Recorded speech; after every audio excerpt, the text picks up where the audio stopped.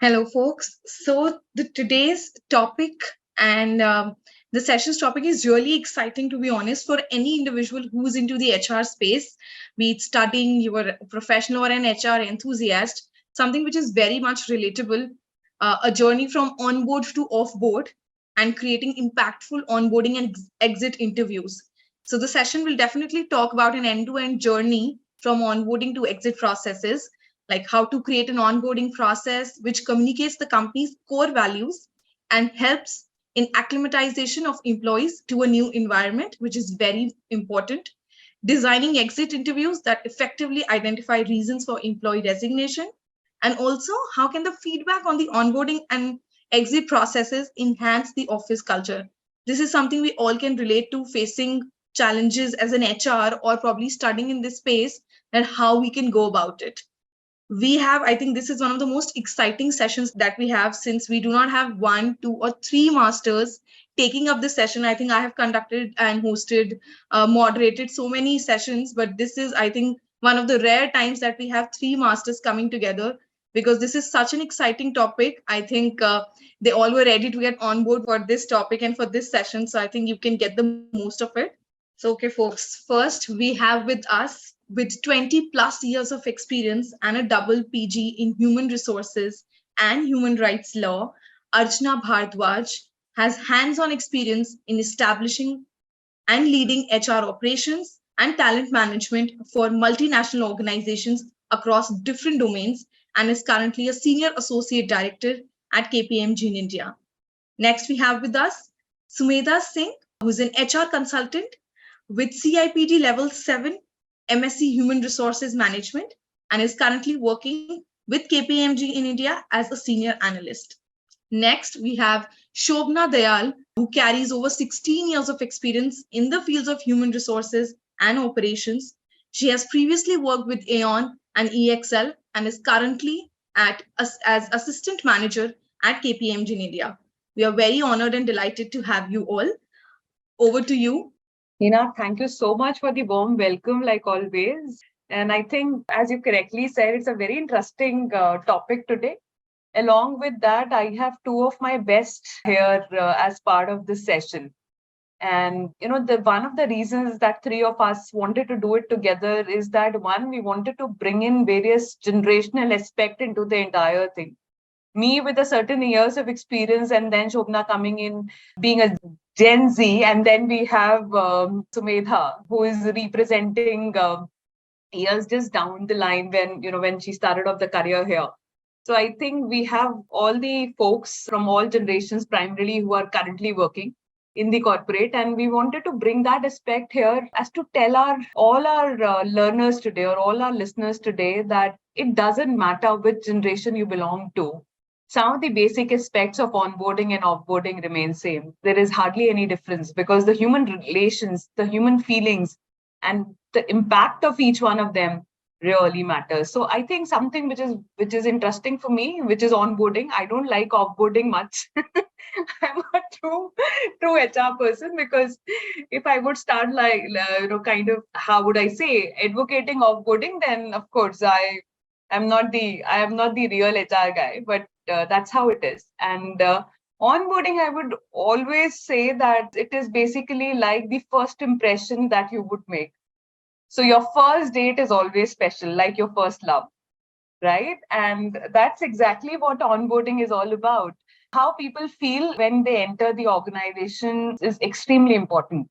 And I remember equally to offboarding as well. I had a boss. He was the CHRO, one of the major BFSI organization. And I remember he said, it doesn't matter, even if the onboarding, you were not able to make that impression, it doesn't matter. It all matters is how you bid farewell. Like they say, it's always the goodbyes that matter most. And that's exactly what offboarding is all about. So today, while we talk about this subject, we are going to also bring the element of basically what a candidate or a new hire would feel, what a manager would feel while they are trying to onboard and offboard a candidate, and finally, what's the response of HR and how HR should basically deal with it. So that's exactly what we are going to talk about today.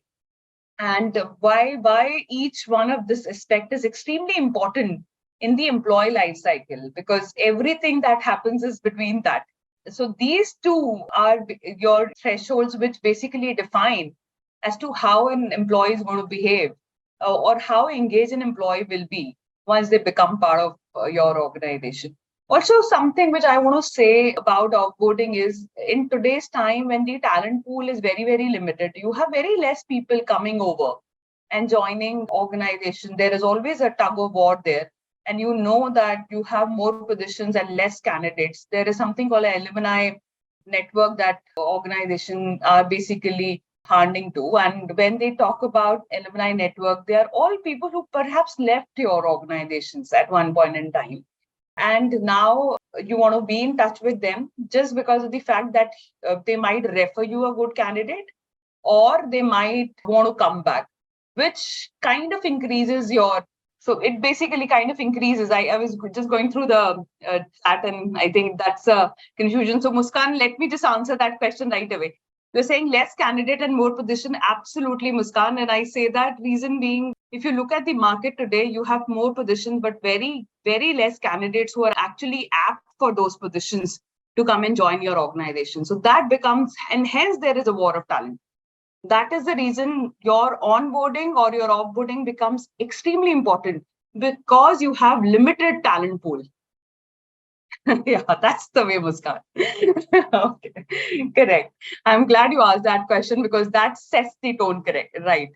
Okay, so Sumedha, to the next slide, I just want to give them some idea about how onboarding basically affects the overall organizations, or I would say candidate or a new hire mindset. So 64% of the employees leave a new organization within the first year. Can you believe that? Why that would happen? Just because they were not able to connect well with the organization's overall objective, or not able to connect well with the team they are working for. So that's the reason primarily why onboarding is so important, to get the employees on board in such a way that they can relate to the organization well. That's why onboarding is very important. 1/5 of the new hires do not recommend. Imagine you are new hire, you want to get more folks in the organization. And so more, if 1/5 of the new hires don't want to recommend or don't want to refer candidates, or don't want to refer anyone just because of the fact that they don't feel related. They don't feel related to the organization they have joined in.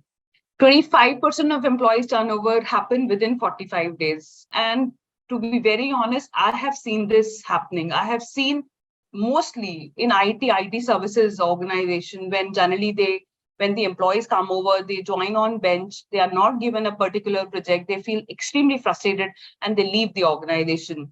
And this is a real time scenario that we have seen around happening. 2 times of the employees finding another position the moment they come in and they join the organization. If they are not excited about what's coming their way, what's the future hold for them, they start looking out. And that is almost twice the number of people overall who are there in the organization, and they will come in and they'll feel that perhaps we want to go out because we are not enjoying what we are doing. So that's why onboarding is extremely important.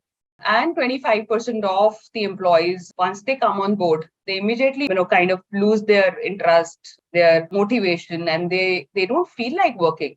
These numbers are actually alarming, and they talk about how much it is important for us as HR people, or as business people, or as individuals who are part of the hiring process or part of the onboarding process, to engage with the new hires better. Over to you, Sumedha. Thanks, Archna. I would just like to open the chat box and for all the participants that we have here with us today, to just ask them what do they understand by the onboarding of an employee. If they are getting onboarded in an organization, what is it that they have in their mind? I believe we have discussed about it enough to feel welcomed. Exactly. Sense and feel of belongingness. Absolutely. Being a part of the organization. Sink in the culture, build connection with the organization, and contribute together. Absolutely. I think these are perfectly correct answers. It is the integration of a new hire in the organization, engaging and welcoming. And those are the exact reasons why we need onboarding in an effective onboarding in an organization, is because it lays a foundation of success for the new hires. They get very engaged and have this sense of belongingness. I'm just going through the chat as well. Chat GPT can answer much better. Positive environment, building good career integrity, healthy, safe environment. Exactly, guys. Dipanshu, So, we know that you are there. We don't want to replace you with a chat GPT. so why is it important? Through data says that 4% of employees quit after their first day. So a pre-onboarding process, which most organizations do very, very frequently, it creates a significant impact on reducing this number. As you can see, we have got a new hire here today on the slide. He's very happy, he's smiling, he's excited for his first day. Suddenly, he's no longer happy, he's very sad, anxious, he can't find a place to sit. The place is chaotic, there are no vacant space. He's saying, what should I do? I don't know who's my manager. He has not been introduced to his manager. He's feeling anxious, angry. All those feelings have overwhelmed him. And suddenly he says, how will I work here? The productivity goes to zero from the very first day. So this kind of onboarding is in a sense, an unstructured assistant given to a new hire where he has to learn the ropes by himself. And that's something that leads to less productivity, and someone who does not perform very well in the organization and decides to leave very early on. And this person right here, she's very happy. She has been not left to fend for herself, and has been given a very good formal onboarding process. So I think all this, why a formal onboarding is required. Shobhna, I'll pass this on to Shobhna and she'll be able to explain it much better. Shobhna, over to you. Thanks, Sumedha. So we just spoke about, Sumedha just, very nicely explained that what is onboarding process. It is actually integrating a new hire in the organization. You're making the new hire familiar to the organization. But it's not just one day job, guys. Just be very mindful about it. It is a continuous process. And what we're going to talk about here is that process. So, so you have seen the two options. But I would still ask that, what do you think? Or maybe some of you might be working already. So what do you think an onboarding process can be for any new hire? Or what do you expect from an HR when you're joining a new organization, that what all should be done in the onboarding process for you?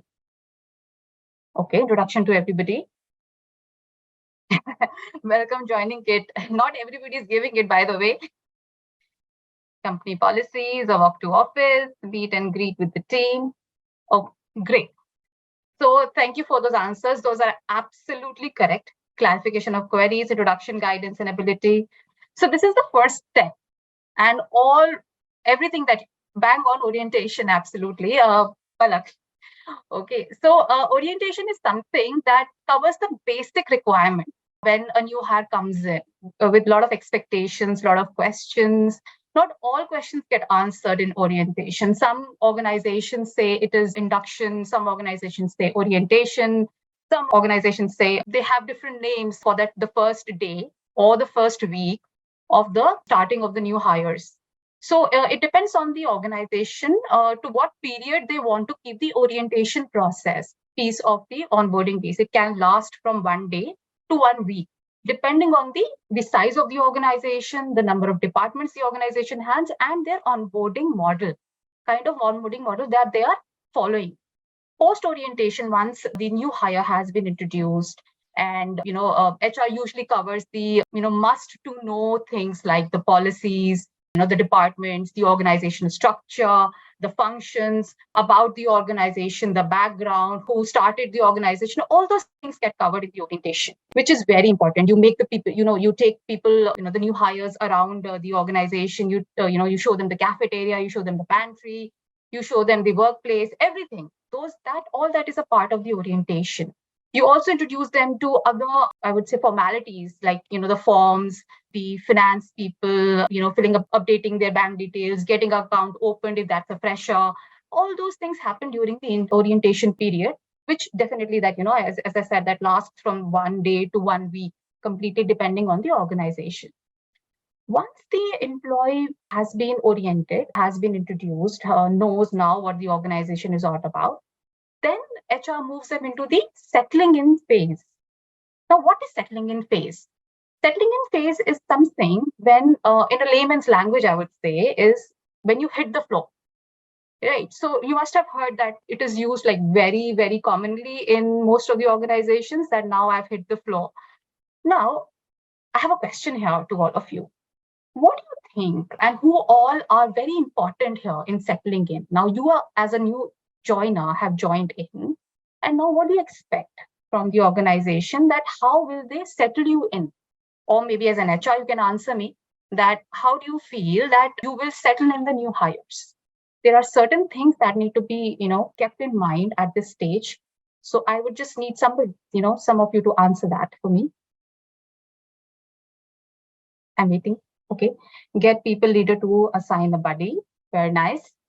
Team introduction, providing training by being, that's very fast, conversational support from team leads, a great induction, keep in touch with as friend with new hires. Okay, great. So settling in, I would say, is absolutely all these answers fit into it. Some of you have already covered few things, but I would like to add on to it. So there are mainly four people, not four people, four people, or maybe, a group, four groups that are involved in making somebody settle into the organization. So the moment you hit the floor, the new hire hits the floor, it's the manager. The first person is your manager. If your manager is happy, that person will make the new hire happy. If the manager is not happy with the organization, I'm telling you. So settling in also indicates HR that it's not just onboarding. So at one point of time, you must have onboarded your manager. At one point of time, he would have been inducted, and he must have settled into this process. So we need to make sure, and that's why I said it is continuous process, that with every batch, you need to make sure that all these three steps are followed. So we'll just come back on this point. So settling in, so first point of contact is the manager. Then absolutely said, the manager assigns somebody that is known as a buddy. But when I joined the organization, when I joined, started my career, they were known as our mentors. There was a mentor-mentee relationship that was created at that point of time. Now it's like more of a buddy. They want, that friendly relationship. We used to respect them as teachers because they used to teach us everything. So now it's more of a friendly relationship, though the work is same. They teach you about everything. But we need to understand as HRs that buddies, managers, these are very important people because they are the first impression on the new hire or of what is happening on the floor. If the buddy is facing some issue with the leave policy, they will definitely tell the new hire, I'm not happy. You also need to make sure that your leaves are up to date. So that's very important.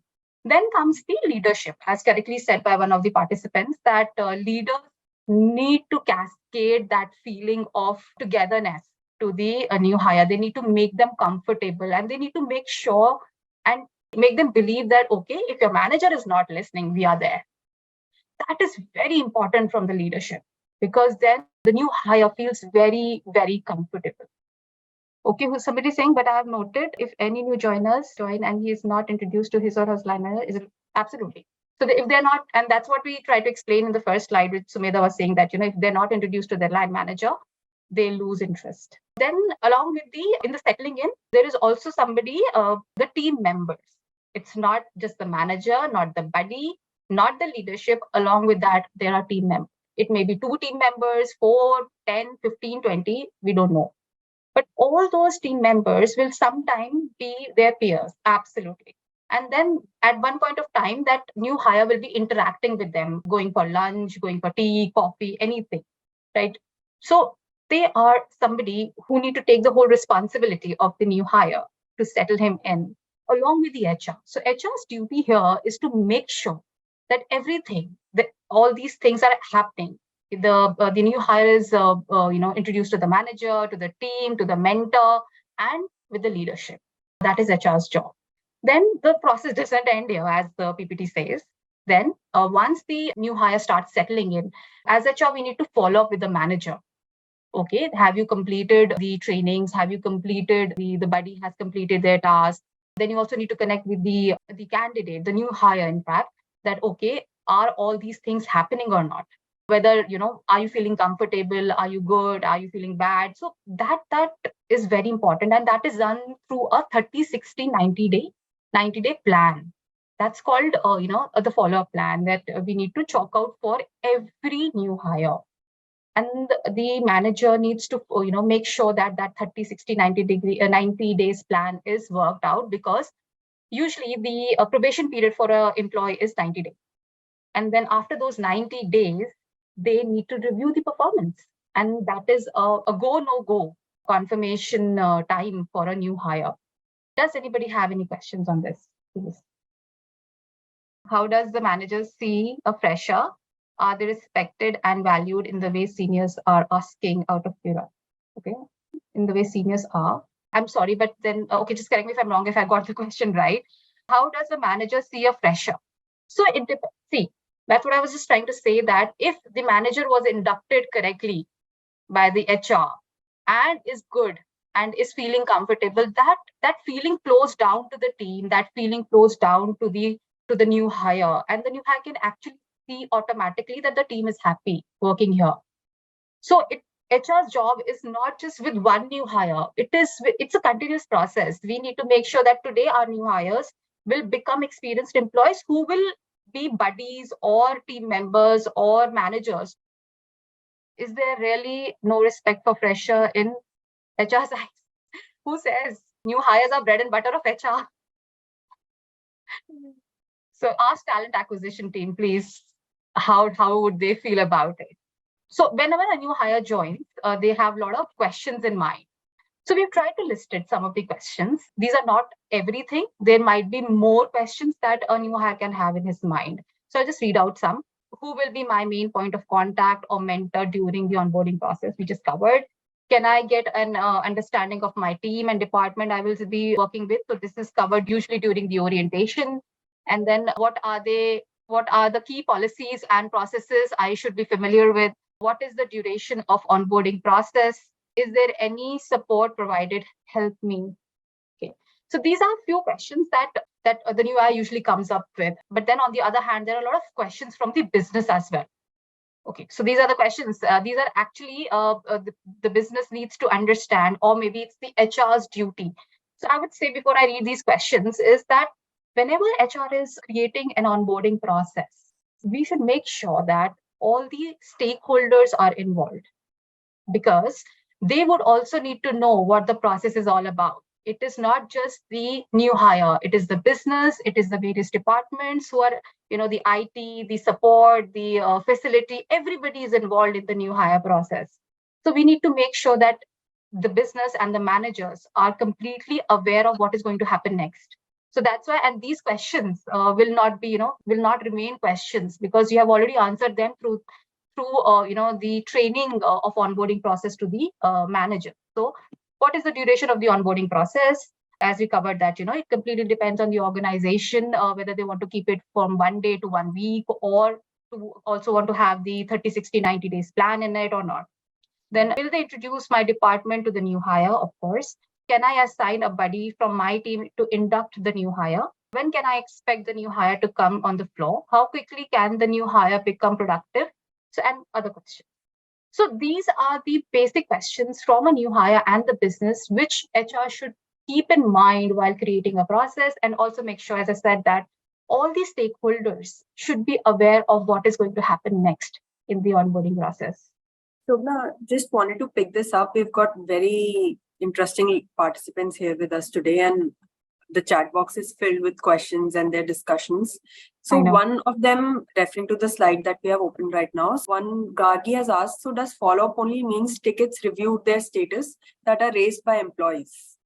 I'm sorry, what was the question? So she wanted to clarify, what does follow-up involve in terms of the onboarding process? Is it just the tickets that are raised by the new hires, or since you have talked about the manager so much, I thought I should bring up the question. The follow-up basically is HR's duty to follow up with both manager and the new hire. to understand whether the new hire is, happy. All the checklist that was provided to the manager, that is, assigning a buddy, assigning trainings, making the person train, then all the introduction with the team, everything, making whether the manager has made the new hire comfortable in the team or not, whether they're experiencing any challenges working with the team or not. So this is HR's job to see at what parameter the new hire will rate the team, the manager, and everybody whom he's interacting with day in, day out. Because making the new hire comfortable is HR's job. Whatever feedback you get from the new hire, then you talk to the manager as an HR that, okay, we know that you have been doing everything for the new hire, but these are the things that we have come across. And then the manager will have his own version. And then you as an HR, we need to tally and make sure that they both come to a resolution and both the parties are happy. So HR is actually working as a solution oriented team here to make sure that there is retention, there is no attrition, and the manager is also happy, the employee is also happy, and everybody is working together towards the common goal of the organization. So somebody's asked, is BGB process before onboarding is optional or it depends on the position? It completely depends on the organization, dear. So there is a pre-employment check that happens, there is a post-employment check that happens, and it is completely the organization's discretion whether there are some checks they want to do before hiring, there are some checks they want to do post-hiring. Palak has asked twice that if the manager has not been able to make the new hire comfortable, how if the manager is not able to help in making him comfortable? So it is very situational, Palak. We can't sit here and decide because we need to see both the feedback. Whatever the employee has said, whatever the manager has said, HR needs to act as a solution-oriented person there. So then as a process, if both of them are not happy or if one of them is not happy, then definitely it is taken to the higher managers or to the higher authority, discussed. And usually what happens is that, both are given some time to make sure that the employee is happy. Otherwise, if there are still issues exist, then the teams are usually changed and performance is monitored. So a lot of things happen, but it is a very situational question, and the answer can only be depicted once the feedbacks are in front of your eyes. Okay, so best practices for onboarding, we have already covered this, but it's just a gist of the most common practices that an HR can use to answer those questions and make sure that all those three processes are followed. So these are the best practices. These are not the only practices, but there are many others that organizations follow. We have just listed down very few common ones. Thank you. So clarity with the new employee in terms of objective, timelines, roles, and responsibilities. So this is usually done during the orientation plus with the manager, because the manager needs to define the responsibility and the role of the employee as well, the new hire. Assign buddy and ready a welcome orientation experience with training. So trainings are a part of onboarding process. The L&D team, the learning and development team is also involved with that. That's why I said that, there are a lot of stakeholders when you're creating an onboarding process who need to be informed, who need to be participating in the onboarding piece. Use technology to facilitate the process. I would say that if you're hiring in bulks, then it is not possible to work out manually. It is not, and it is not even feasible. It is better that you take use of technology, and there is everything is stored in the system, which is easy to pull out, which is a best practice. Engage stakeholders in planning onboarding journey. So this is, we have already talked about. Use milestones with shared cascading goals and regular progress checks. So this is the follow-up piece. You can create milestones, a 30, 60, 90-day plan, and then you can go back to both the parties, do regular checkups on how the progress has been. Okay, so we have covered the onboarding piece now, and now we are at the offboarding. So like similar in onboarding, we had 3 phases. Similarly, in offboarding also, we have 3 phases. We have put it as 3 phases, but it might be, any other names that you might see in your own organization. So anybody would like to make any guesses? What can be the 3 phases of the onboarding process?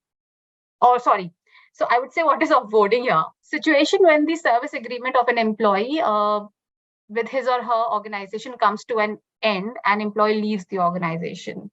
So obviously, so this is separation. The definition means the employee is moving out of the organization, which in normal lay term we call exit, separation, right? So the process of separating an employee from the organization is called offboarding. Okay. There are two types of separations. One is voluntary and the other one is involuntary. These are mainly used for matrices, but this is how it is categorized. There is no other, I have not seen any other variation in separation. Yes, you can slice and dice the data further, involuntary and involuntary separately. But out of separation, there are only two options, voluntary or involuntary. Voluntary means when somebody resigns by themselves, they want to switch the job. Involuntary is when the organization asks the employee to leave. It can be multiple reasons. As said in the bottom line, involuntary separation is also known as termination. So voluntary is said that the employee resigns by themselves, initiates the separation process. Goes and talks to the manager, and says that, okay, I have whatever reasons that they have, they want to leave. Now, involuntary is when as an organization, we ask the employee to leave the organization. As termination is a word that every organization refrains from taking because it has got a lot of clauses attached to it. And that's why, and both the organization and the employee get impacted. So in most of the cases where you ask the employee, it is actually a termination, but you're offering the employee to leave the job so that their resume doesn't get impacted. The organization has its own obligations to complete if they fire somebody, which they want to refrain from. So as HR, we need to understand that terminating somebody is never a good idea. We should always make sure that in people's interest, in employees' interest, we should always, as humans also, that ask the person to leave, make them understand that they're not doing well in this job, and they would obviously understand that they don't want to work anymore. Offboarding process. So I think I skipped the other slide. So offboarding process has similarly the way we have onboarding has 3 phases. Offboarding also has some phases. These are not the only phases that they have, completely depending on the organization's way running the offboarding process. But these are the most common ones that we have figured out and kept it here for you. Preparation. Preparation is the time when the employee actually resigns and the manager accepts. Now it goes to the HR that, okay, this person has resigned. Now it's the HR who has to prepare everything. Okay, so there is a long list. So making sure that all the departments are informed that the employee is leaving. Departments can be IT because they have to collect the laptop. It can be facilities because of the access card. It can be, the L&D department so that they don't keep on sending them trainings to be completed, and a lot of the departments. And then they also need to make sure that the manager is completing their checklist. So that's why we have that notice period, because all these things need to be completed in that period. It can be a 30 days notice period or a 60 days notice period. As HR, we need to make sure that all these things are completed. The preparation also involves that the manager would complete the backup planning, make sure that all the knowledge is transferred. There is a backup ready for the employee. There are no other activities in the employee's queue. All the formalities have been completed. Okay. Then comes the actual offboarding. The actual offboarding is the day the employee is actually leaving. Along with that, they need to make sure that the exit interview is done. The exit survey is done if the company is actually running the survey. Making sure that the offboarding other activities are also completed. Like basically it's the exit interview and the exit survey. And all the formalities are completed. The finance team is informed and they make sure that all the documents have been submitted by the employee, because then obviously there is a full and final paycheck, which nobody wants a hiccup on. Then once the employee leaves, then there is a post-departure. There are a lot of other things. Oh, and in offboarding also, we need to make sure that if the employee is ready to join back, if he's open for rejoining, we add them to the, if we are running to any, any alumni groups, or if there is any other group that the employee can join so that they, they can come back whenever they want, that we need to make sure. So that's why offboarding, and as Archna said that, goodbyes are very important. That's the last day, the farewell and everything. Then post-departure. Post-departure are certain things when you do the analysis of why the employee left. There might be the survey results, then the activities that need to be performed, the full and final pay, there might be some, things that the finance would need. So we need to make sure when we're offboarding, we have the exact information of the employee, like the email address, the contact number, and we give them we also share a contact email address from the companies where they can come and post their queries about their full and final pay or a relieving letter or anything if they have any questions about. So as HR, we have to make sure that all these checklists, all these actions are completed. One most important thing that making sure that the employee exit is an exit in the HRIS system. You need to make sure that is the HR's duty, the HR ops. So all these things once done, the offboarding process is closed. There are certain expectations from the employee and from the business when they have. So onboarding, we had questions. Now, when an employee is leaving, then both the parties will definitely have some expectations. Okay, so these are the expectations. Obviously, as an employee, if I would also want to leave, then I would want to be left, to leave as early as possible without serving the notice period completely, but which is not right, because that notice period is that time period when all the preparation piece is completed. So we need to make sure as HR that the employee leaves, and all these things are made very clear to the employee when you're offboarding them and you're having that exit interview and the exit session with the employee. A reference letter from the manager, understanding of effect of business, insurance and other perks. So that's why we need to keep during preparation, we have already informed all the stakeholders. Process for smooth transition, final paycheck. Expectation from the business, no leave during the notice period. So what I feel is that that sometimes it is good that you go through the contract of the not for the particular employee, the general contract that is offered to the employees. As HR, we should be thorough with that, so that when you're talking about these things, no leave during the notice period, whether the contract says that the employee can take a leave during the notice period or not. So both the parties need to be informed. Proper handover, that is manager's responsibility, and HR checks that, okay, are you comfortable? Has the handover been completed or not?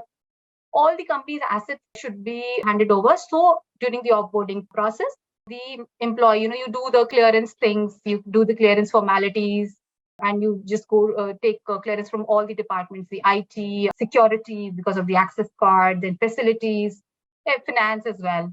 Because you have submitted the documents, then backup of the work done. So manager needs to make sure that all the backup is already there during that preparation. When the moment the employee resigned till the time he's there, he's serving the notice period.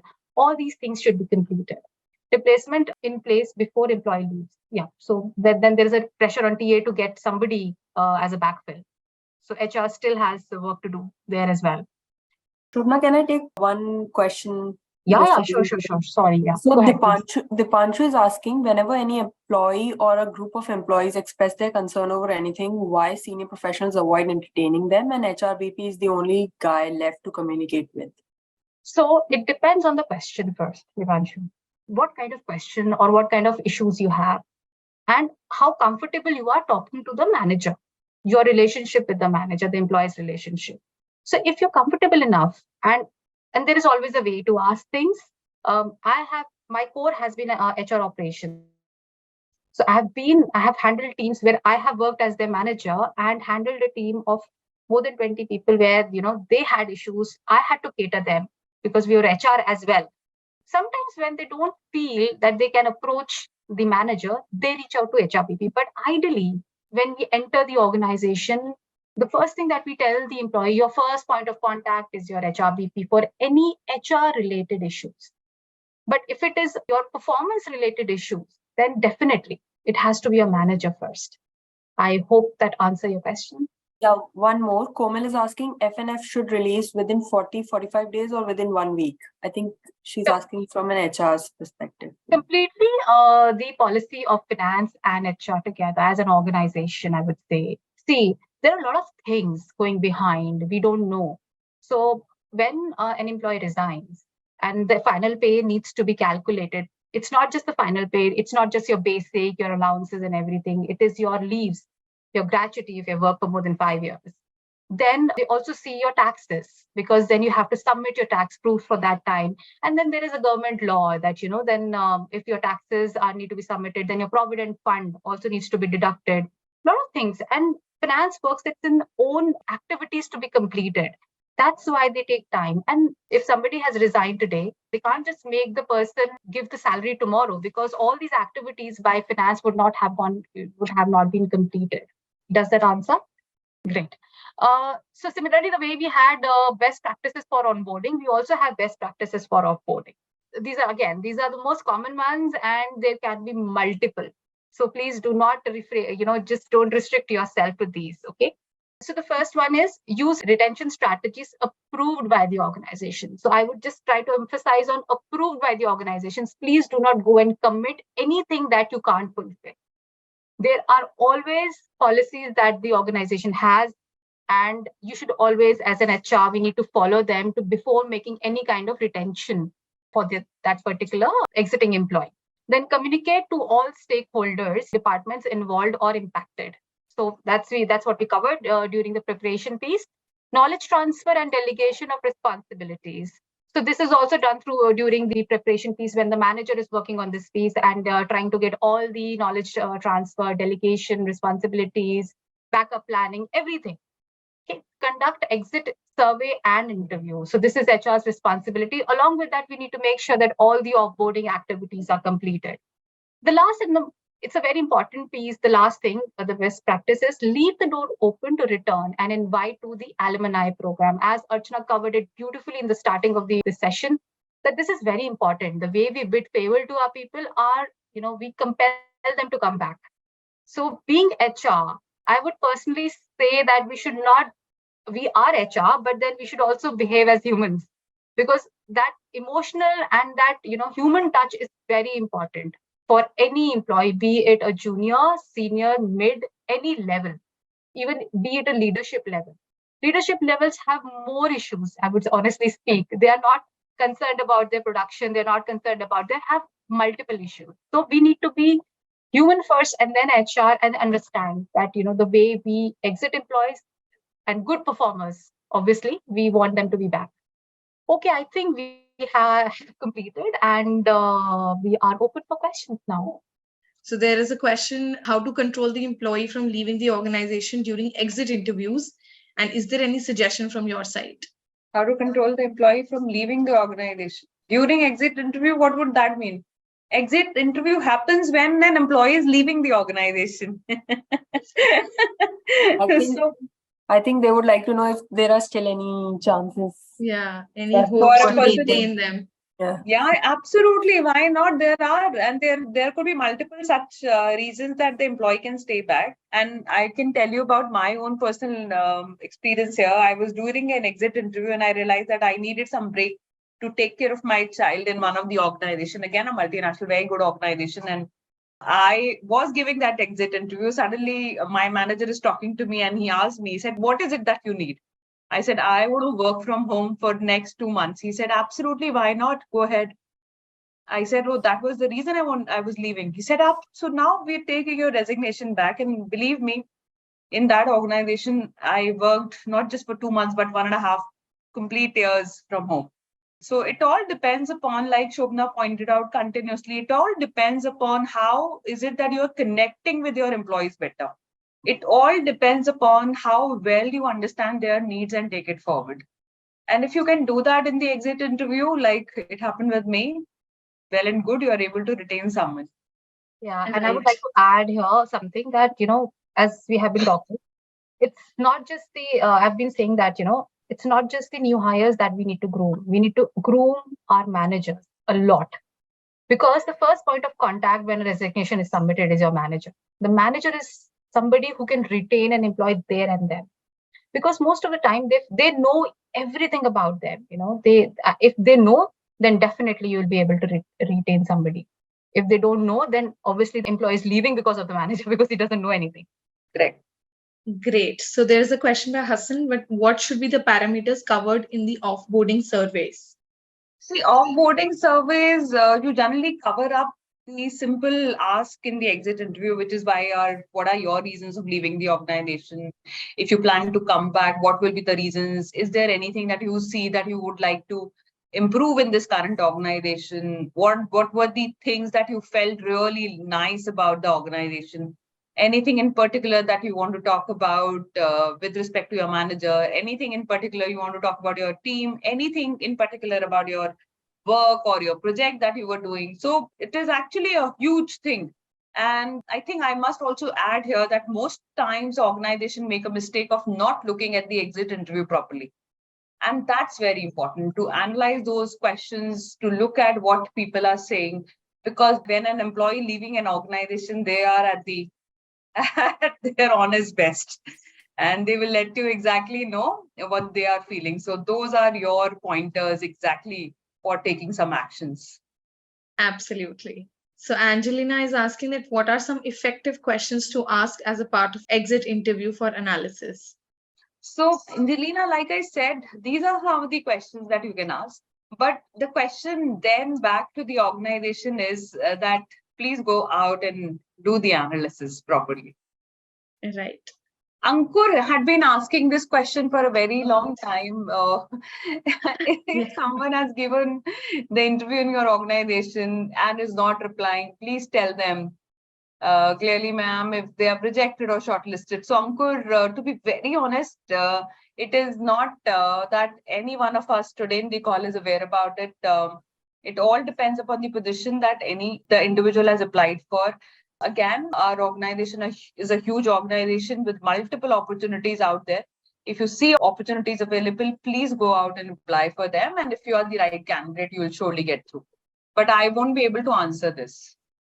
So yeah, there's a question by the bunch of 80% is given to the domain knowledge and 20% other HR formalities. So do you remember any case of dropping someone failing to clear that 20% bracket, even if the guy is really good in domain knowledge? So you're saying domain knowledge 80%, 20% is the behavior. Yeah, other HR formalities. I don't know what he's referring to. So I would take that as a behavior. To be very honest, skill is one thing that you can always train an individual on. It all depends upon the attitude. It's all depends upon the learnability of that individual. I haven't actually, most of the leaders, if you'll go out, they hardly hire for skills. They generally hire for attitude at a certain level. Absolutely, that is very right. So Shivam has been asking this question that I'm from arts background, postgraduate. How can I get in KPMG company? I always keep this fear in my mind. Now my question is, how can HR help me to get rid of this negative thought, or is there any chance? To be very honest, Hina, I'm finding Shivam question a little confusing. And Yeah. Shivam, please don't mind that, okay? I'm just trying to understand. So I will divide this question into two parts. Okay, so first question is, if I'm a person from an arts background and I want to come into KPMG in the HR field, then of course this course is for you. Please go ahead, join here. That's the first answer.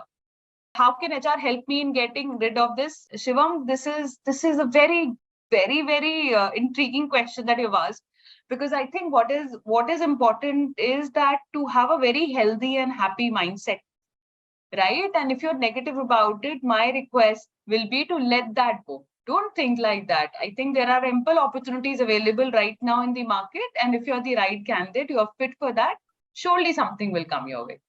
Absolutely. So Komal has been asking that why employee is pressurized when they are on notice period.